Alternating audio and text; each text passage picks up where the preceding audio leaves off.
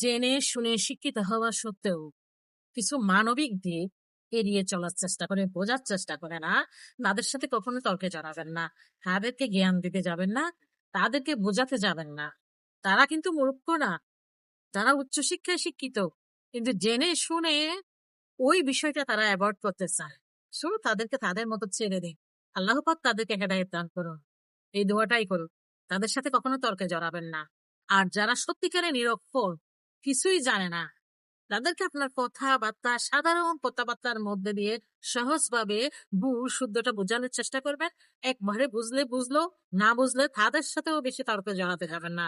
কারণ একজন মুরুক্ষ, তার আচরণটা কত খারাপ হতে পারে বুঝতে পারছেন। সে কিন্তু একটু এদিক ওদিক হলে তর্কে বিতর্কে আপনাকে তার কাতারে নামিয়ে নিয়ে আসবে। সো উভয় দিক লক্ষ্য করেই মানুষের সাথে চলাফেরা করবে। যারা জেনে শুনে বুঝতে চায় না, জিনিসটা অ্যাভয়েড করতে চায়, তাদেরকেও বেশি বোঝাতে যাবেন না। আর মূর্খদের সাথে বারবার বোঝাতে গিয়ে তর্কে জড়াবেন না। মূর্খদের সাথে তর্কে জড়াতেই নেই। তারা আপনার মর্যাদা কখনো দিতে জানবে না। তারা তাদের কাতারেই আপনাকে শুধু নামিয়ে আনতে যান। সো কি কি মনে হয়, যার অনেক বাড়ি গাড়ি, টাকা পয়সা, অর্থ, ঐশ্বর্য রয়েছে, সে খুবই সুখী? যার শরীর ভর্তি ঝরোয়া গহনা, দামি দামি শাড়ি, সে খুবই সুখী নারী এমন মনে হচ্ছে? বিষয়টা আসলে তেমন কিছুই না। সেরকম হলে কেউ ফুটপাতে শুয়ে ছেঁড়া কাঁথা গায়ে দিয়ে নিশ্চিন্তের ঘুম যেত না, আর কেউ সোনার খাটে বসে ঘুমের ওষুধ খেতে হতো। হুম বিষয়টা হচ্ছে এমন। সুখটা আসলে কি জানেন? টাকা পয়সা বাড়ি গাড়িতেও না, অভাব অনটনেও না, কোনোখানে না। সুখটা হচ্ছে যার যার মন মানসিকতায়। যে জীবনকে যত সহজভাবে গ্রহণ করে, জীবনকে যত সহজভাবে মানিয়ে নিয়ে, যে নিজের মন মানসিকতা সবসময় সুন্দর আর স্বচ্ছ রাখতে পেরেছে, নিজের অনুভূতিতে নিজের প্রতিটা ছোট ছোট ভালো লাগাকে উপভোগ করতে পেরেছে, সেই সুখী।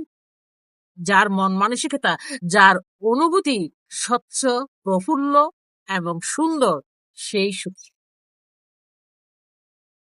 জীবন আসলে একটা বিচিত্র ধাঁধা।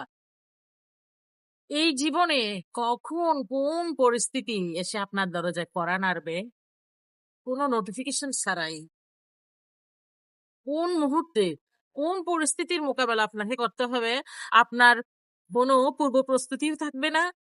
আপনি কখনো বুঝে উঠতে পারবেন না যে আপনাকে কোন সময় কোন পরিস্থিতির মুখোমুখি হতে হচ্ছে।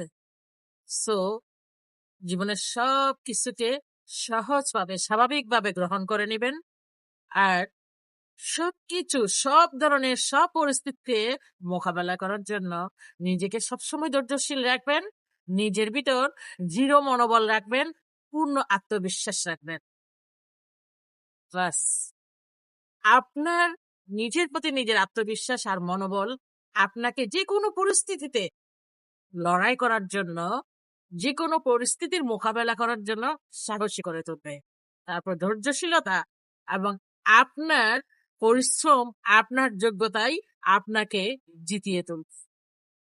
সর্বোপরি সবকিছুর জন্য আল্লাহ পাকের প্রতি পূর্ণ তাওয়াক্কুল রাখবেন। ইনশাল্লাহ সকল পরিস্থিতির মোকাবেলা আপনাকেই দিয়ে সম্ভব।